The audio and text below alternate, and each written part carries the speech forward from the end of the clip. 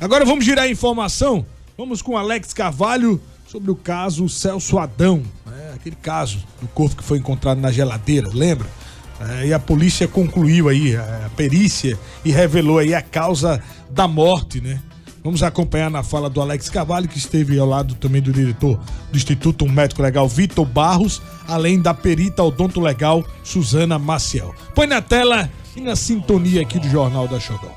Olá, Bareta Filho, amigos da Rede Xodó de Comunicação. Nós estamos aqui na Secretaria de Segurança Pública do Estado de Sergipe, na Ascom, para trazer o caso do professor jornalista Celso Portela, conhecido como crime da geladeira. Ao nosso lado, o diretor do IML, Vitor Barros, e a doutora Suzana Maciel, ela que é perita odontolegal, que vai trazer os detalhes sobre esse crime. Doutor Vitor, muito boa tarde, Rede Xodó de Comunicação. Fala um pouco aí, né, o IML já desvendou o que verdadeiramente aconteceu com o jornalista? Foi uma força-tarefa, né, que se debruçou sobre esse caso.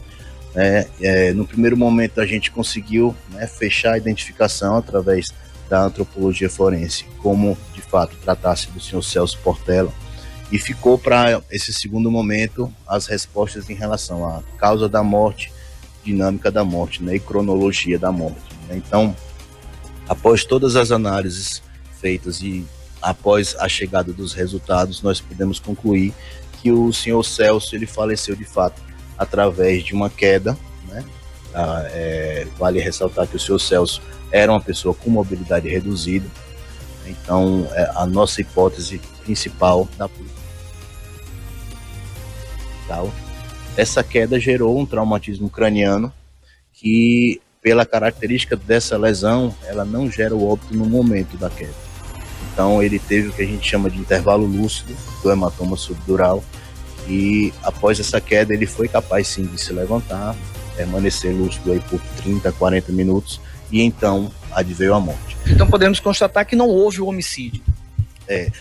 O indiciamento em homicídio cabe à autoridade policial, mas a polícia científica não acredita que houve, no caso, a ação direta da companheira do caso.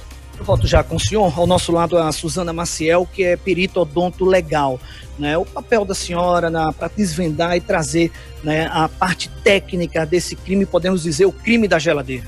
Sim, trata-se de um corpo antropológico, é um corpo que já estava em avançado estado de putrefação, já em semi-esqueletização, e por isso a análise é feita pela antropologia forense, já que não cabe mais ali uma necrópsia convencional, né, dentro do setor de necrópsia.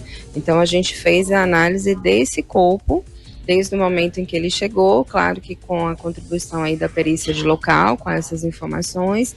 Em seguida a gente trabalhou com a estimativa do tempo de morte, né, considerando todas as questões envolvidas, né. Foi uma situação bem peculiar, um corpo armazenado dentro de uma mala e dentro de uma geladeira, que a priori poderia estar funcionando, né, e essa temperatura, a própria condição de estar dentro de uma mala também contribuiu para aumentar um pouquinho, né, esse tempo, essa putrefação desse corpo. Então nós conseguimos analisar tudo isso baseado em tabelas que a gente tem na literatura e chegamos ao resultado que é compatível com o tempo em que se considera que houve essa morte. Direto não do Instituto Médico Legal, mas sim da Secretaria de Segurança Pública do Estado de Sergipe, informou o radialista Alex Carvalho. Muito obrigado, né, pela informação. Agradeço ao Vitor Barros, diretor do Instituto Médico Legal, e a perita odontolegal Suzana Maciel.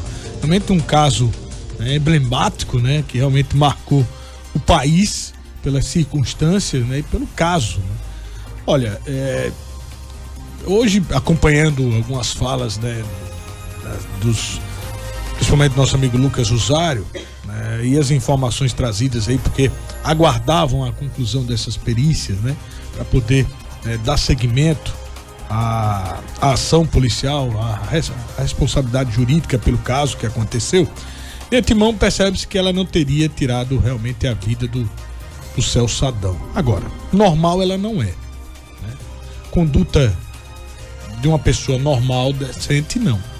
Ela irá responder aparentemente pelo ocultação do cadáver e pela condição e a exposição da filha naquele meio insalubre, né? Isso já é trazido aí pela polícia, né? Que era ir lá responder na justiça judicialmente por esses casos. Agora, leva a crer também que ela teria algum tipo de receio ou de medo, né? De culparem, né? De atrelarem a ela a morte desse senhor. Ou ela recebia algum tipo de benefício. Algumas pessoas questionaram a questão da prova de vida, mas ninguém ficaria tanto tempo com o corpo da forma como ela ficou, se não houvesse nenhum tipo de... Porque até então, Eduardo, ela podia sumir no mundo. Ela podia abandonar aquele corpo lá e sumir no mundo. E um dia que alguém achasse, como acabou encontrando. Mas ela convivia ali. Ou seja, algo, né, teria que ter algum retorno, a priori, né? Ele vivia meio que desligado totalmente da família, então não levava nenhum tipo de ameaça a ela, a comunicação com os familiares do seu Celso Adão, porque até então ele vivia nesse distanciamento. Então, levar a crer que naquele primeiro momento teria sido ali algo que trouxesse para ela algum tipo de condição, permitisse com que ela continuasse levando a vida dela do jeito que estava, e ao mesmo tempo um receio de que ela poderia ter tirado a vida dela, eu acho que perante a realidade com que eles conviviam, você entendeu? Talvez eles já não demonstrassem ali tanta afetividade entre eles, e isso poderia atrelar a ela a culpa da morte do Celso. Agora não é normal, né, Maurício? Não é normal. O procedimento dela, né? Um caso não chocante. Tem, não é uma pessoa que tenha o seu discernimento normal. Não tem. Não adianta. Não adianta pontuar isso. Por mais que ela tivesse esse receio, eu lhe pergunto, se não houvesse essa situação que foi provocada, sabe-se lá quando as pessoas iriam descobrir que ali existisse uma pessoa dentro daquele cômodo, daquela casa, aquele apartamento? Quando? O porquê? Ao longo desses anos, teria que ter algum motivo. Porque somente eu tive medo de me culparem pela morte dele? Pô, peraí. Existem indícios que comprovam que você não matou a pessoa, que você não tirou a vida daquela pessoa. Por que ela não fez isso lá, logo no início, depois, já que foi provocado aí por talvez uma queda da própria altura, uma fratura, ele veio a falecer? Por que ela não acionou naquele primeiro momento? De perder o recurso, talvez o medo naquele primeiro momento. Como é que eu vou seguir a minha vida aqui? E aquilo foi continuando, foi ficando, até o ponto dela criar meios e mecanismos para conservar, para manter aquele corpo ali. Porque não existe outra explicativa para isso. Você vai manter alguém dentro de casa, numa geladeira, com medo de alguém lhe culpar pela morte dele, durante esse tempo todo? Se você não é culpada, olha aí, diante do fato aí, comprovado pela perícia, que ela não teria tirado a vida dele. É algo que tem acontecido, né? E por quê? Porque naquele primeiro momento havia ali a possibilidade dela se manter, já que havia ali um desinteresse da família. Ele já mantinha um contato há algum tempo. As pessoas já acompanhavam a convivência deles ali no condomínio.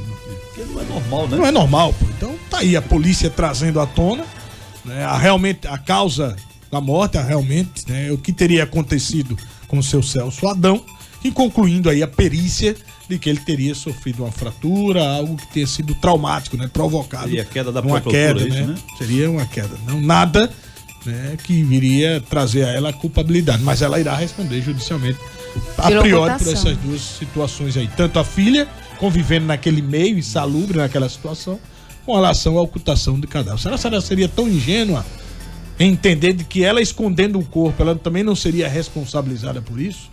Uma técnica de enfermagem, não era alguém tão leiga assim, que não tivesse o mínimo de noção das coisas.